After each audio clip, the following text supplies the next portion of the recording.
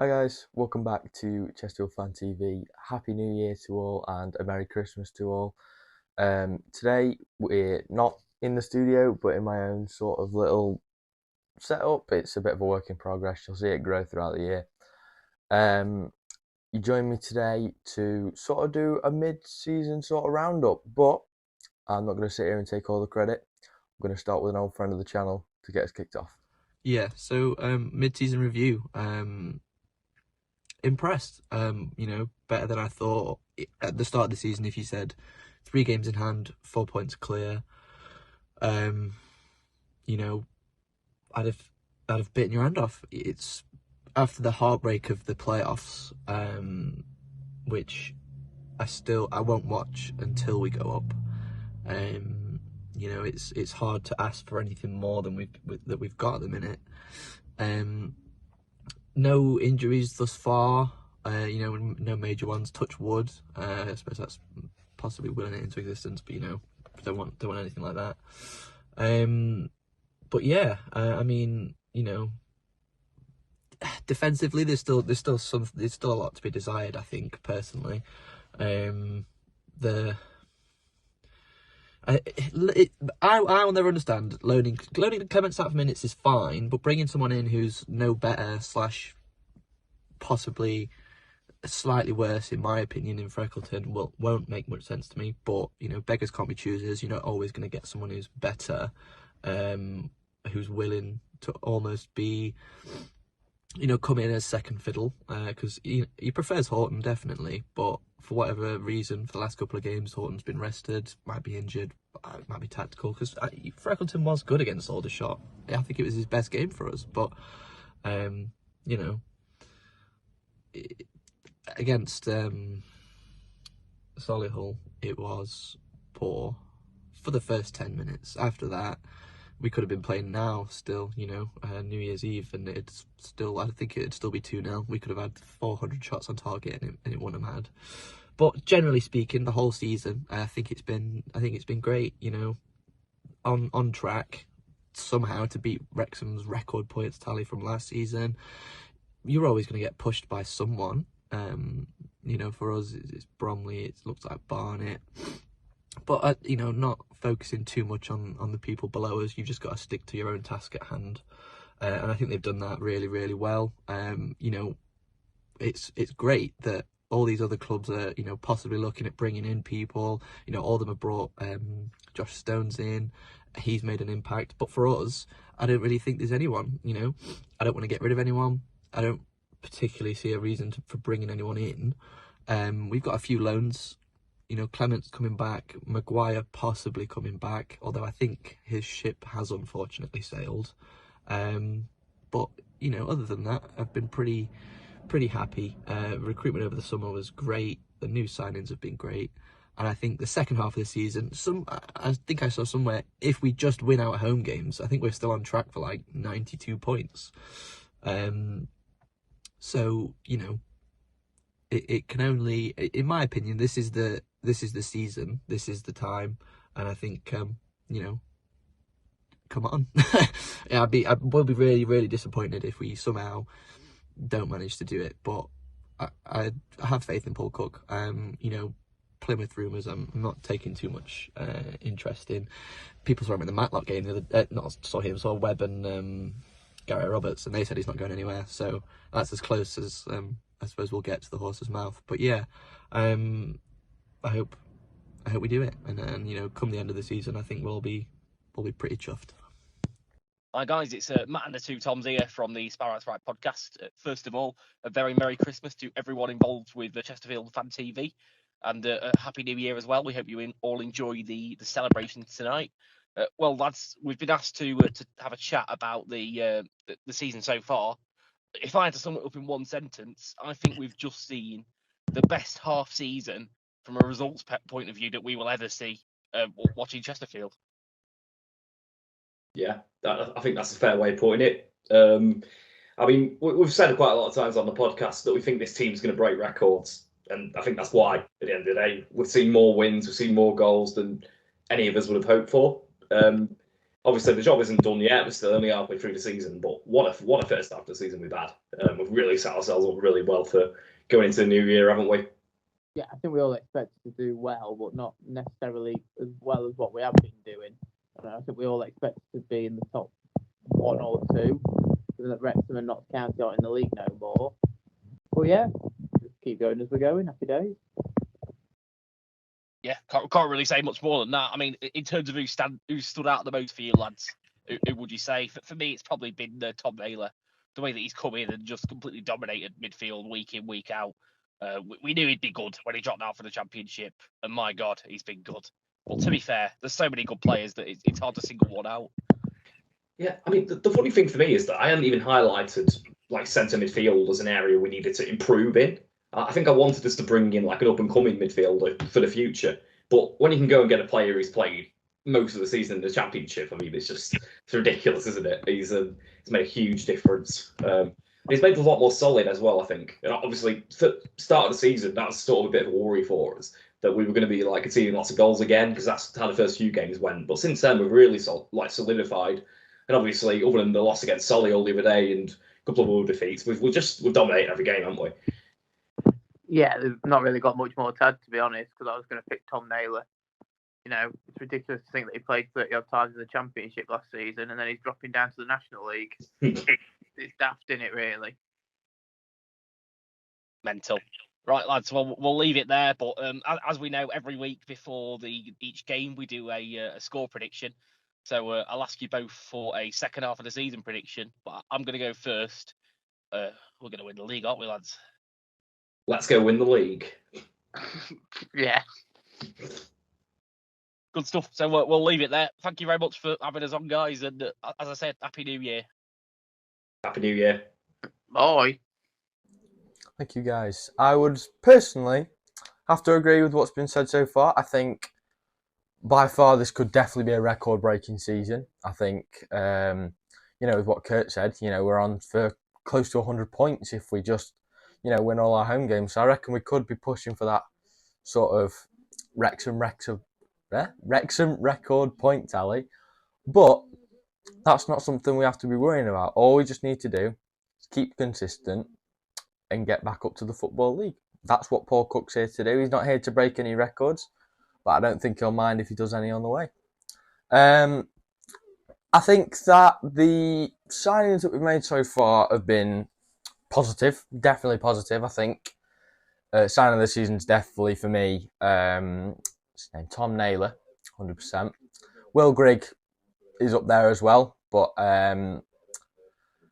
I say I expected more, but at the same time, I did have my doubts towards the start. I think he'd be like a 20-goal season striker, and he is currently on course for that. I think he's just hit 10 or 11 or around there anyway. So I think he's on course for 20, but I didn't think that he was going to be hitting like 30, 40 like I did see some people were saying. I think Miguel Freckleton's been a very good player to get in, and now that Grimes is out for tomorrow and 2 games after that, I think that he'll start those games and hopefully earn himself a few more starts in the future. We'll have to see.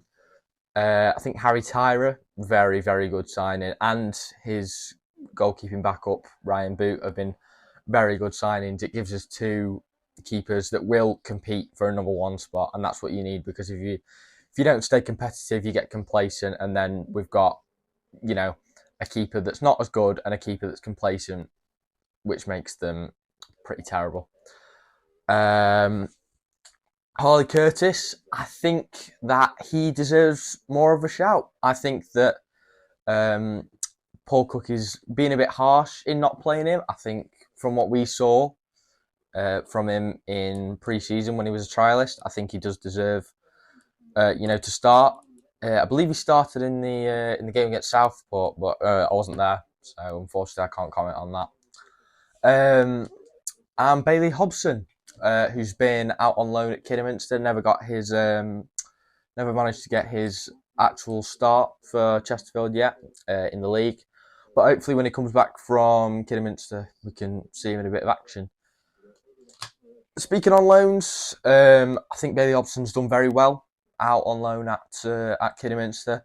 every time I seem to check up on him, he's scored a goal for Kidderminster, which is, positive, seeing he is more of a higher up midfielder, that he does have that, sort of finish on him when we need to do, because as you see, most of our players can be scared of shooting at sometimes.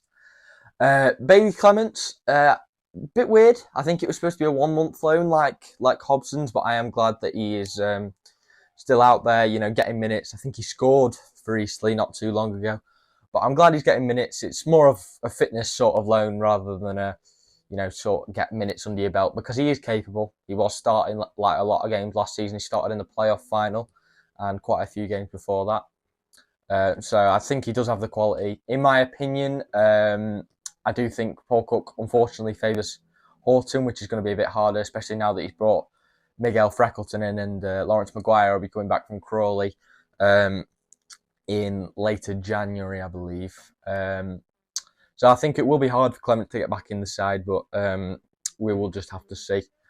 Lawrence Maguire got sent off for Crawley for a second yellow the other day. A bit confusing. I don't even think the admin of Crawley knew why he'd been sent off. But I have heard that he's done very well. I know he scored on his debut for Crawley on loan. So yeah, it's glad that he's getting minutes. I'm glad that all the loan players are getting minutes, and hopefully when they come back they can be, nice and fit and ready to start. The lads then did a quick little prediction for the second half of the season. I'm going to give my score prediction for tomorrow. I think we'll win 2-0 against Solihull. I think we'll drown out the defensive mistakes that cost us the game and finally be able to break that back line a little bit more. And for my end of season prediction, let's go win the league. So I'm Charlie Walden. This is my mid-season review so far for the SpireitesWrite. So yeah, we started off very strong, obviously, with Dorking Wanderers at home. Very interesting game, and then an action-packed one definitely the neutral would enjoy, and I'm not sure we enjoyed it at points in that game. But we started off the season, very chaotic, a lot of late goals, a lot of coming from behind, and a lot of late finishes, obviously, with the insane amount of added time that was being sort of put on at first with these new rule introductions. It's calmed down now, but it meant for a lot of action-packed finishes and a lot of late goals, which has been great for us at times, especially against Dorking when we pulled one out of the bag really, really late on. I think we had a really good start to the season. Obviously, barring Altrincham, who I think always have our number, which is a bit like Maidenhead. Always our number. Went there, controlled the first half, and the second half we were all over the place, and we just got found out in extra time. And I think since then, obviously, Jones come into midfield and really staked his claim and said, listen, I ain't going nowhere just yet. I think a lot of people, when they see Naylor come in, probably thought that was the end for Jones because of his age. Maybe he won't feature as much, but I think he's so important to the side and what he does, and he really proved that when he come back in. And then we obviously went on that fantastic run. One game sticks out to me is the Halifax at home when we had a red card, or 2 red cards, I think. Was it 2? Might have been 2 or 1. That awful referee obviously sent Cook off. Cook was rightfully fuming from some of the decisions we had against us, and then sent Naylor off. There were some absolutely horrendous decisions that day, and we still managed to pull a result out of the bag, 3-2 at home. That was one of the best games, I think, this season for action and sort of drama. I think it was actually really, really good to get the winner, and I think that was a great sort of point in our season for me. And then obviously you got Portsmouth at home, Cookie's old club as well, which was also great in the FA Cup to dominate the top of League One like we did, and didn't really break a sweat, in honesty. There was a couple of chances they had towards the end, but we was in control most of that. And I think so far how we're looking and hitting the sort of the December period it's been sort of refreshing to see that we haven't fell off. Obviously we lost on Boxing Day against Solihull, but I just think it was one of them games, if you actually watch the game, we never deserved to lose that game. Second half we hit the bar about 3-4 times and the post twice. That's not a game you lose most times. 9 times out of 10 you win that game 4-2, 5-2. But on that day the Solihull defended for their lives and really held on. So fair play to them, but it's been encouraging to see when we do lose, we do not falter. When we lost at Southend, we did not falter. We bounced back. We got another good run. Whereas last season, when we lost the game, the losing runs were turned to 2, 3, 4. I think sometimes one point was it lost 5 games in a row. And that might have been the season before, but we've definitely had runs where we've lost so many games in a row and not bounced back from defeats. There's no sign of that this season. A lot of strong heads in the side. Naylor's been terrific. One sort of standout for me is Brandon Orton as well, who's really sort of nail down that left back place. And I think when he's not playing, people notice because of how good he has got. But yeah, great start to the season. Encouraging things. Could this be the year? I hope so. I think we've done a lot of good stuff so far. We've picked up a lot of good points. 59 points at this point in the season's really, really, really good. If you look at Wrexham last season, they were on, I think, 51 or 52. Might be wrong there, so don't shoot the messenger. Wrexham fans, I'll just a guess, but I think it's 51, 52, 53, one of them in that period. So yeah, refreshing start.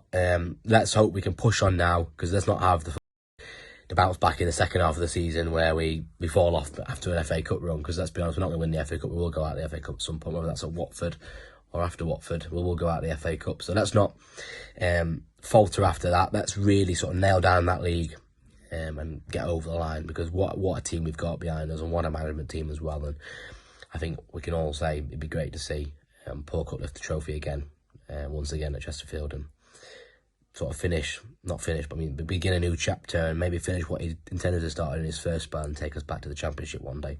But that's long term. But for now, yeah, hopefully we get over the line this season and win League Two next season. And let's hope we do it in good fashion as well. Hello, my name is Paul Fisher, BBC Radio Sheffield, Chesterfield reporter, and I've been asked to do a review of the half season so far for the SpireitesWrite and how this season has gone in particular. Right now, well, obviously them sitting top of the table with a points difference over their next rivals, plus games in hand through to the third round of the FA Cup. I'd be a liar if I said it hadn't gone really to plan so far. You know, obviously there's been defeats along the way, but not as many as they would. They'll be delighted with the amount of defeats that they've had. Only the 3 so far this campaign. So, but each one has been as well down to individual errors. So it's not been as bad as fans make out. Of course, they're on course for a record-breaking season, the best season in the history of the football club, should everything go to plan, and how it would work from now. So if they went along at the same pace, it would be fantastic for them. Over 100 points, over 100 goals, and that's I would assume the target that they're going to want to aim for. So yeah, I mean, you look at the start of the season that they had. Chesterfield had games. The start against AFC, the first away game was AFC File, the first home game against Dorking Wanderers. What an epic clash that would be, and how that would be a course for the season, going along winning 4-3 with a last minute winner.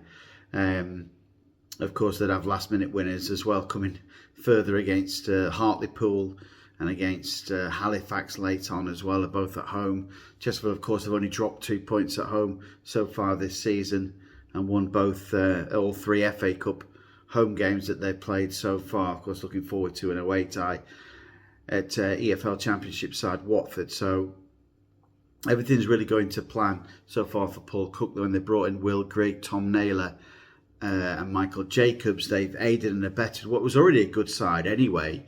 You know, getting to the playoff final last season narrowly, missing out on promotion thanks to a goalkeeping error from the previous goalkeeper. Would have seen them in the EFL Championship at the expense of a side who would have perhaps deserved to be there over the course of a normal season. But just accumulating 83 points and not getting promoted is testament to how well they played last season as well. They just missed out, and on occasions they didn't have that extra little bit just to push them forward. This season they have.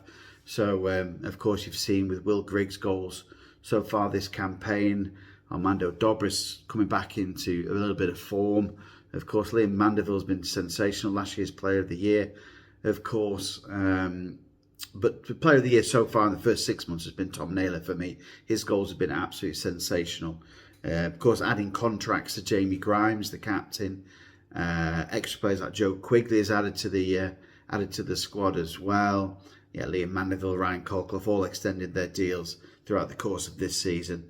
Should see Chesterfield set up for next season as well. If the worst comes to the worst, which I don't anticipate that it will, then Chesterfield again would be one of the sides expected to be up there of course, the next season. But I expect, hope really, that Chesterfield will be an EFL side next season. And the way things are going right now, they're going to be there by start of April. You would think, but trying not to get too ahead of themselves. I'm sure they're just playing one game at a time and none more so coming up in the new year. So yeah, it's been a fantastic first 6 months for the season.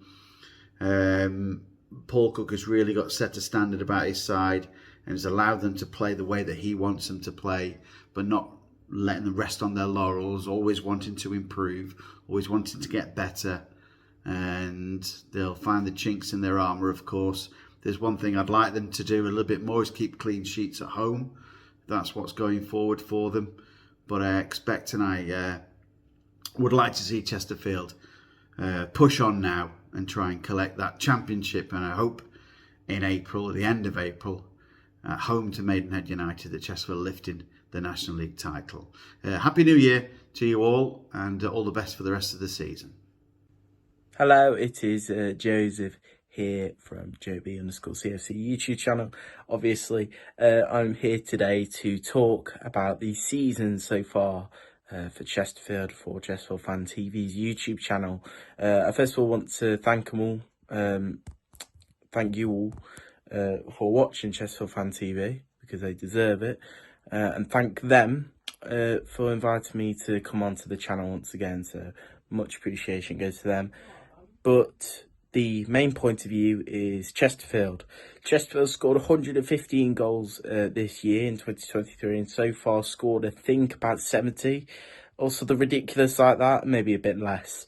But to be honest, Chesterfield have started the season really well. They went first two games at Dorking at home and filed away, won them both. Oxford City as well, forgot about that. I was on holiday at the time. Then we had Altrincham, which was a slight blip at the time. But what is the best thing to do when you have a blip? And that's go to do it all over again with a fantastic run. And what a run we went on. I think we went about 14 consecutive wins in a row in all competitions, which was just incredible from the squad, Paul Cook and the team. Beating the likes of Rochdale, Halifax, Bromley, and I think only drawing once, which is away to Maidenhead, obviously our bogey team. Then we went to Southend it was a week later after Barnet at home, and Barnet at home was a week later after Portsmouth. So two amazing results on the bounce, beating Portsmouth and Barnet at home, who was second at the time, Barnet. Going to Southend seemed like it was going to be another one of them days. However, we went down there, we were proved absolutely wrong. Southend did really well to beat us on the day, and credit goes to them. And obviously, you can see now with the embargo being lifted and then having hopefully soon their takeover, things look to be on the up for Southend. But for Chesterfield, that game almost, it was because I went to that game. I've vlogged it as well. You don't have to go watch it, but on that vlog, I kept saying the players sort of looked like they weren't that bothered. A little bit of complacency in there, to be quite honest, in that Southend game. I think it was, hang on, I've got my results board over here, look. Yeah, we played Southend, then we had Woking on that Tuesday. Eastleigh, the 3-2 win. Leighton Orient we then beat. Hartlepool we beat. Aldershot home a week ago, and then Solihull recently. And let me just read you out some stats on Solihull, because that game was mental. 67% possession for Chesterfield with 18 shots, 424 completed passes and 9 corners. I said to my dad on my podcast earlier, if there was a game we were more dominant on and lost, it would have been that one, because it was the most dominant game of football I've ever seen. And we still somehow managed to slip to defeat. But that's football. That's what the National League will do. We'll have more of them this season. Going into the new year is going to be tough. We have a Solihull at home, obviously, tomorrow. Watford away, Gateshead at home, Barnet away, Southend at home, we're even Woking and Altrincham on them Tuesdays at home. It's going to be a tough January and selection of fixtures after that. But do I believe the team can do it? Absolutely. And I hope 2024 will be a fantastic year for you supporters and for me. I've got aspirations of 2024.